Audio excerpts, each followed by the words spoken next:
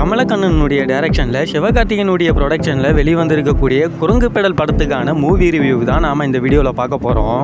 Cycle ஓட்ட பயப்படுற அப்பா அதனாலேயே ஊருக்குள்ள நடராஜா சர்வீஸ்னு பட்டப்பெயர் சொல்லி கேலி பண்ணுறாங்க. அதனாலேயே அவருடைய பையனுக்கு சைக்கிள்ன்ற ஒரு விஷயம் ரொம்ப ஆழமாக இருக்குது.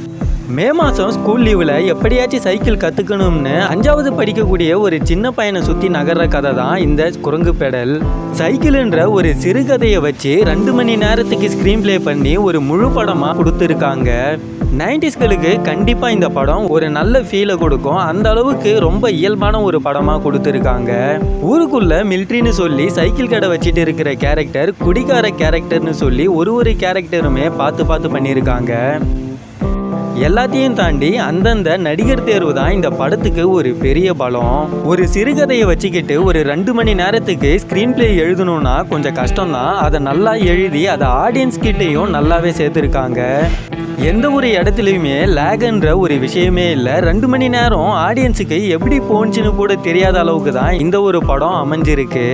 அப்பா கேரக்டரான காளி வெங்கட் அவருக்கு கொடுத்துருக்கக்கூடிய கேரக்டரை ரொம்ப இயல்பா அவருக்கு என்ன கொடுத்துருக்காங்களோ அதை மட்டுமே நேர்த்தியா பண்ணியிருக்காரு.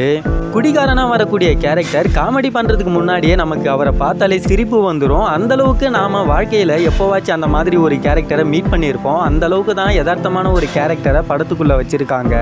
சின்ன பசங்க மிலிட்ரி கேரக்டரை பார்த்து பயப்படுறது, கிணத்துக்குள்ள குளிச்சுக்கிட்டு இருக்கும்போது ஒரு சின்ன பொண்ணு சைக்கிள் ஓட்டுறது நம்மளால ஓட்ட முடியலையேன்னு சொல்லிட்டு அவங்களுக்குள்ளாரையே பேசிக்கிறது, 4 சின்ன பசங்கள்ல ஒருத்த மட்டும் பணக்காரனா இருக்கிறது, 1 மணி நேரம் சைக்கிளை வாடகை எடுக்கிறதுக்கு எல்லாரும் சேர்ந்து காசை சேர்க்கறது, இந்த மாதிரி 90ஸோட ஃபேவரட்டா இருக்கிறதுன்னு சொல்லி எல்லாமே இந்த படத்துல இருக்கு.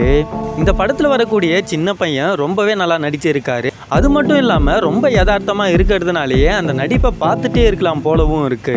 கிப்ரானுடைய பின்னணி இசை இந்த படத்துக்கு ஏற்ற மாதிரி ரொம்பவே நல்லா இருக்கு. தமிழ் சினிமாவில் நல்ல படமே வர்றதில்லைன்னு சொல்லி புலம்பிக்கிட்டு இருந்தவங்களுக்கு இந்த படம் ஒரு பதில் சொல்லும். ஃப்ரெண்ட்ஸோடு போயிட்டு இந்த படத்தை பார்க்குறப்ப கண்டிப்பாக ஒரு நல்ல ஃபீலை தரும். அதுவும் 90s கிட்ஸாக இருந்தால் சொல்லவே தேவையில்லை. ஃபேமிலியோடு போய் பார்த்தா இன்னுமே நல்லா என்ஜாய் பண்ண முடியும். இந்த சம்மரில் பெஸ்ட்டுனா அது குரங்கு பெடல் படம் மட்டும்தான். மிஸ் பண்ணாமல் எல்லாரும் படத்தை பார்த்துடுங்க. இந்த ரிவ்யூ உங்களுக்கு பிடிச்சிருந்தா லைக் பண்ணி ஷேர் பண்ணுங்கள். மறக்காமல் நம்ம சினிமா கலெக்ஷன் சேனலை சப்ஸ்கிரைப் பண்ணிக்கிங்க. பக்கத்தில் இருக்கிற பெல் ஐக்கானி கிளிக் பண்ணிக்கிங்க.